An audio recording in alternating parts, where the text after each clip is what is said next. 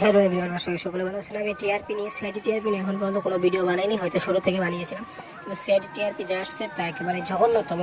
আপনি যদি ভালো করে না দেখেন হয়তো 2-3 মাস চলবে, আপনার সিআইডি টু বন্ধ হয়ে যাবে। আমরা চাই না সিআইডি রেস বন্ধ হোক। টিআরপি কমার কারণে সিআইডি টু বন্ধ, সিআইডি ওয়ান বন্ধ হয়েছিল, এবার সিআইডি টু বন্ধ হতে যাচ্ছে।